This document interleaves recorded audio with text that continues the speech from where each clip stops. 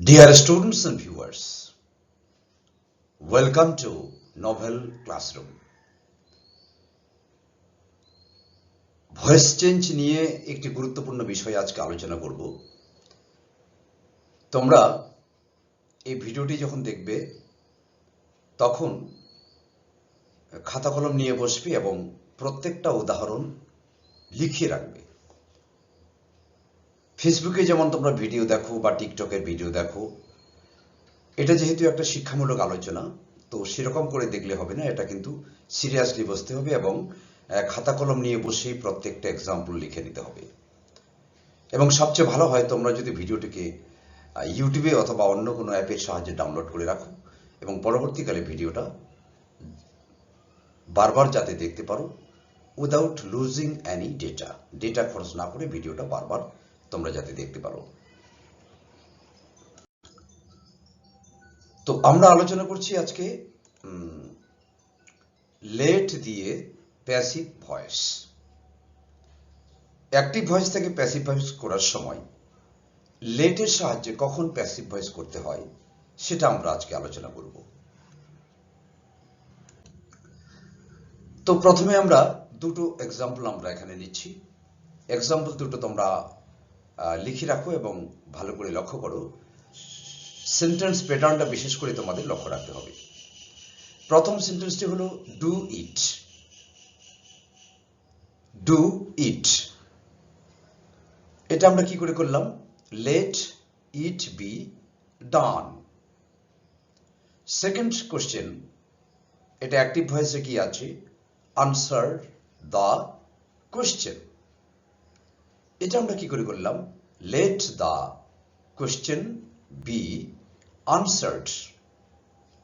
তো এই যে 1 নম্বর এবং 2 নম্বর সেন্টেন্স আমরা করলাম, এখানে 1 নম্বর সেন্টেন্সে আমরা কি দেখতে পাচ্ছি? যে সেন্টেন্সটি ভার্ব দিয়ে শুরু হয়েছে, ডু দিয়ে শুরু হয়েছে। ডু ইট, এখানে কিন্তু কোনো সাবজেক্ট নেই। এই ধরনের ক্ষেত্রে আমরা কি করলাম? Let it be done. Second এক্সাম্পলে কি আছে? Answer the question. এক্ষেত্রেও কিন্তু ভার্ব দিয়ে শুরু হয়েছে আনসার। আনসারটা কিন্তু ভার্ব, তার আগে কোনো সাবজেক্ট এখানে নেই। তো উভয় ক্ষেত্রে আমরা কি দেখতে পাচ্ছি? না, সেন্টেন্স দুটো ভার্ব দিয়ে শুরু হচ্ছে এবং এদের সাবজেক্ট নেই। আর ভার্বের পরে কি আছে? 1 নম্বর সেন্টেন্সে ডু এর পরে আছে ইট, এটা হলো অবজেক্ট, এবং সেকেন্ড সেন্টেন্সে আনসার ভার্বের পরে কি আছে? দ্য কোশ্চেন, এটাও কিন্তু অবজেক্ট।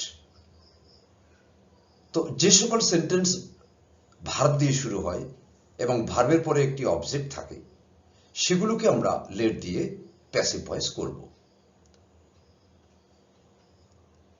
ঠিক সেই নিয়ম অনুযায়ী আমরা প্রথম এক্সাম্পলটা, আমরা ফার্স্ট এক্সাম্পলটা করেছিলাম do it, let it be done, এবং 2 নম্বর answer the question, let the question be answered. এখানে প্রথম সেন্টেন্সটিকে আমরা আরেকবার এক্সপ্লেইন করছি। এই যে ডু ইট, এই সেন্টেন্সটা কি করে তৈরি হয়েছে? না, ভার্ব প্লাস অবজেক্ট। এখানে ডু হলো ভার্ব এবং ইট হলো অবজেক্ট। তো আবার একই কথা আমাদের মনে রাখতে হবে যে যে সেন্টেন্সগুলোর ক্ষেত্রে অ্যাক্টিভ ভয়েসটার ক্ষেত্রে কি হয়? প্রথমে ভার্ব থাকে এবং তারপরে অবজেক্ট থাকে। সেক্ষেত্রে আমরা লেট দিয়ে প্যাসিভ ভয়েস করব। কি করে করব? লেট ইট বি ডান। তো প্রথমে আমরা লেট দেব, তারপরে যে সাবজেক্ট আছে, সে অবজেক্ট আছে। এখানে যেমন অবজেক্ট হচ্ছে ইট, সেই অবজেক্টটিকে বসাবো, তারপর আমরা বি ভার্ব বসাবো এবং তারপরে যে ভার্বটি দিয়ে সেন্টেন্সটা শুরু হয়, মেইন ভার্বটা, তার আমরা পাস্ট পার্টিসিপল করব। এখানে ডুটা হয়ে গেল ডান। এখানে বি কিন্তু অক্সিলারি ভার্ব, অ্যাক্টিভ ভয়েসকে প্যাসিভ করতে সাহায্য করে। এখানে বি সরাসরি বসবে।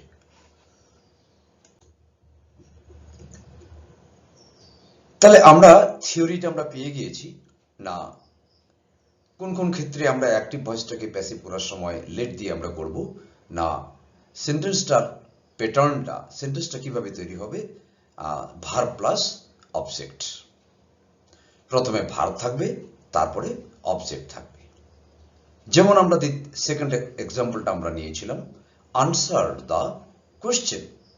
এখানে আনসার হলো ভার্ব, দি কোয়েশ্চেন হলো অবজেক্ট। তো এক্ষেত্রে আমরা কি করব, প্রথমে আমরা লেট দেব, লেট, তারপরে যে অবজেক্টটা থাকবে, এখানে দি কোয়েশ্চেন যেমন অবজেক্ট, কোয়েশ্চেনকে আমরা সামনে নিলাম, সাবজেক্ট করে নিলাম, লেট দ্য কোয়েশ্চেন, তারপরে বি ভার্ব আমরা দেব, বি, এবং তারপরে যে মেইন ভার্বটা দিয়ে সেন্টেন্সটা শুরু হয়েছিল, এক্ষেত্রে আনসার ভার্বটি দিয়েই কিন্তু সেন্টেন্সটি শুরু হয়েছে, সেই আনসার ভার্বের পাস্ট পার্টিসিপল হয়ে যাবে, হয়ে গেল আনসার্ড। আরো আমরা দুটো এক্সাম্পল এখানে নেব। Fill in the blanks. তোমরা ইংরেজি কোশ্চেনে এরকম কোশ্চেন তোমরা পেয়ে থাকো, ফিল ইন দ্য ব্ল্যাঙ্কস, অর্থাৎ শূন্য স্থান পূরণ করো। এখানে ফিল হলো ভার্ব, দি ব্ল্যাঙ্কস হলো এখানে অবজেক্ট। তো এক্ষেত্রে আমরা কি করব না, লেটটাকে প্রথমে আমরা নেব, তারপরে দি ব্ল্যাঙ্কস যে অবজেক্ট আছে তাকে আমরা সাবজেক্ট করলাম, লেট দ্য ব্ল্যাঙ্কস, তারপরে বি ভার্ব দিয়ে দিলাম, বি, এবং তারপরে যে ভার্বটি দিয়ে অ্যাক্টিভ ভয়েসটি শুরু হয়েছিল অর্থাৎ ফিল, তারই আমরা পাস্ট পার্টিসিপল দিলাম। নাম্বার 4 আমরা আরেকটি এক্সাম্পল নেব, ক্লিন, ক্লিন দ্য প্লেট। এখানে ক্লিন হলো ভার্ব, দ্য প্লেট হলো অবজেক্ট।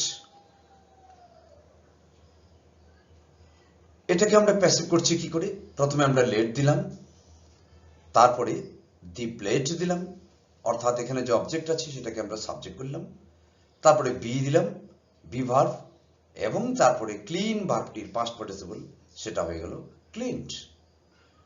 তাহলে 4 নম্বরে যে অ্যাক্টিভ ভয়েসটি আছে ক্লিন দ্য প্লেট, এটার প্যাসিভ ভয়েস কি করে হলো, let the plate B cleaned. তো এইভাবে ভার্বের পরে যদি অবজেক্ট থাকে সেক্ষেত্রে আমরা লেট দিয়ে প্যাসিভ ভয়েসগুলো করতে পারি, এবং এখানে বি ভার্ব সরাসরি ব্যবহার করতে হয়।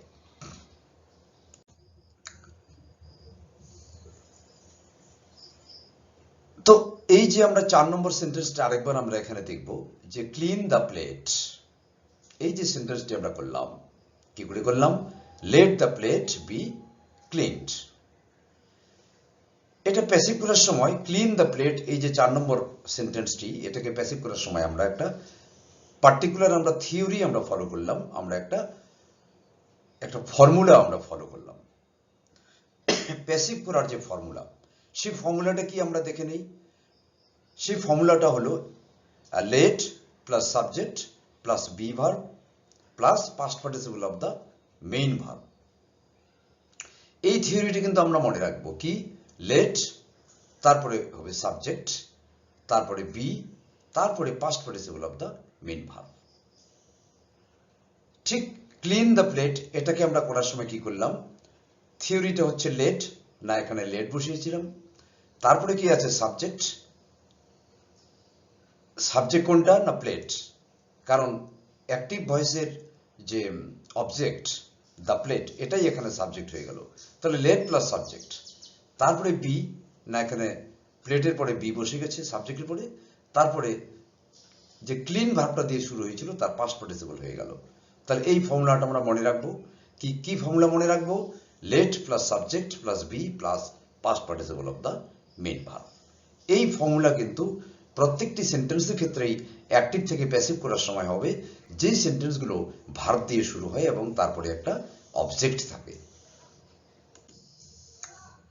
আমরা এক্সাম্পল নাম্বার 5 এবং 6 নেব। এখানে ইউজ দিস, এখানে দুটোই শব্দ আছে, একটা ইউজ আর একটা হলো দিস।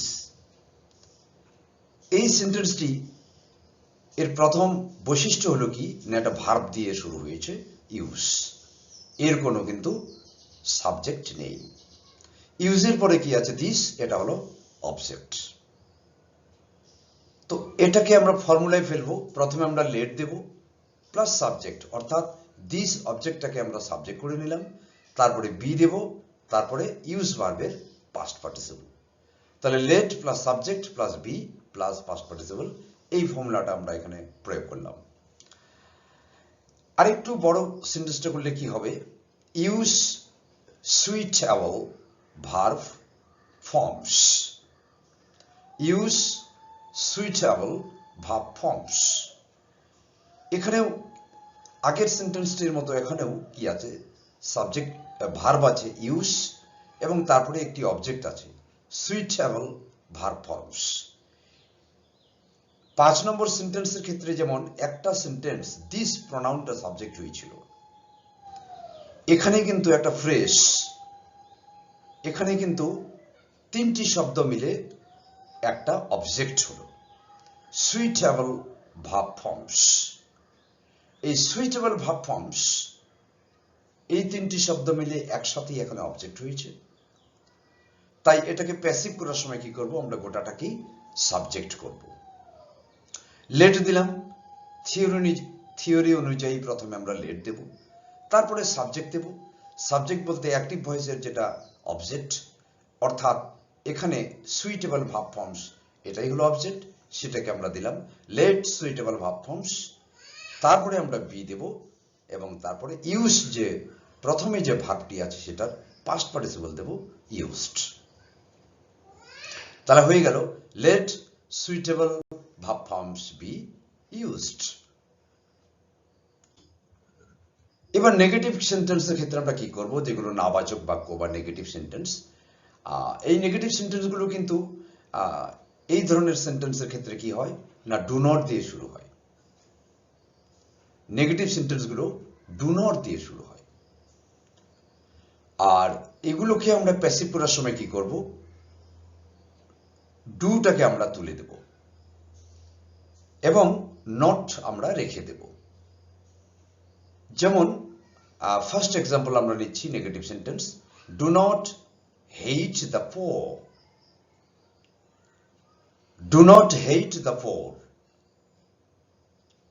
এখানে ডু নট, ডু হলো অক্সিলারি ভার্ব, নেগেটিভ সেন্টেন্স তৈরিতে সাহায্য করছে, হেট হলো মেইন ভার্ব, দ্য পোর হলো অবজেক্ট। তো এটাকে প্যাসিভ করার সময় কি হবে, লেট দিলাম, তারপর দি পোর হচ্ছে এখানে অবজেক্ট, ওটাকে সাবজেক্ট করলাম লেট দ্য পোর। তারপরে ডু আমরা ব্যবহার করব না, আমরা নটটাকে দেব। তারপরে আমরা কি করব, বি ভার্ব বসাবো, let the poor not be, তারপরে হেট যে মেইন ভার্ব তার পাস্ট পার্টিসিপল করব hated, let the poor not be hated. এইভাবে নেগেটিভ সেন্টেন্সগুলোকে আমরা প্যাসিভ ভয়েস করব। আরো এখানে দুটো এক্সাম্পল আছে, do not cut trees, do not cut trees. এখানে ডু নট আছে, ডু দিয়ে শুরু হয়েছে, ডুটা হচ্ছে অক্সিলারি ভার্ব, কাট হলো এখানে মেইন ভার্ব, ট্রিজ হলো এখানে অবজেক্ট। তো এটা আমরা কি করে করলাম না, লেট দ্য ট্রিজ, লেট দিলাম, তারপরে ট্রিটা হলো অবজেক্ট, এটাকে সাবজেক্ট করে নিলাম লেট দ্য ট্রিজ। তারপরে আমরা ডুটাকে বাদ দিলাম, বাদ দিয়ে কি করলাম, নট ব্যবহার করলাম, তারপরে বি ভার্ব আমরা ব্যবহার করলাম এবং শেষে কাট। আর কাটের পাস্ট পার্টিসিপল কিন্তু কাট হয়, কাট ভার্বটির পাস্ট পার্টিসিপল কাটই হবে। তাহলে let trees not be cut. Number 3, do not disturb the child. Do not disturb the child. এখানে the child হলো অবজেক্ট আর তার আগে disturb হলো main verb. Let the child not, তারপরে বি ভার্ব দিলাম নটের পরে এবং disturb ভার্বের পাস্ট পার্টিসিপল হয়ে গেল disturbed। তাহলে do not disturb the child, let the child not be disturbed. Dear students and viewers, এতক্ষণ আমরা let দিয়ে প্যাসিভ ভয়েস করলাম। তাহলে let দিয়ে প্যাসিভ ভয়েস এইটা যখন আমরা করলাম তখন কিরকম সেন্টেন্সের আমরা করলাম না, যে সকল সেন্টেন্স ভার্ব প্লাস অবজেক্ট অর্থাৎ ভার্বের পরেই অবজেক্ট আছে, এইরকম যে সেন্টেন্সগুলোর সাবজেক্ট নেই, ভার্বের পরেই অবজেক্ট আছে, সেই সেন্টেন্সগুলোকেই কিন্তু আমরা লেট দিয়ে প্যাসিভ করলাম।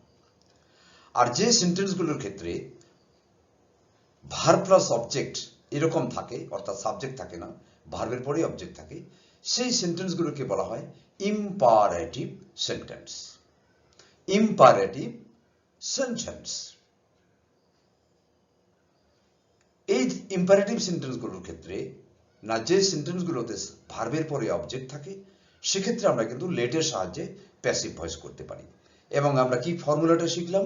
আমরা ফর্মুলা শিখলাম লেট, তারপরে আমরা সাবজেক্ট দেব, অর্থাৎ অ্যাক্টিভ ভয়েসের যে অবজেক্ট সেটাকে আমরা সাবজেক্ট করে এখানে দেব, তারপরে আমরা বি দেব এবং সবশেষে past participle of the main verb দেব, মেইন ভার্বের পাস্ট পার্টিসিপল। আর নেগেটিভ সেন্টেন্সের ক্ষেত্রে আমরা কি আলোচনা করলাম না, নেগেটিভ সেন্টেন্সগুলো ডু নট থাকে এবং এক্ষেত্রে আমরা ডুটাকে তুলে দিয়ে শুধু নট রাখবো।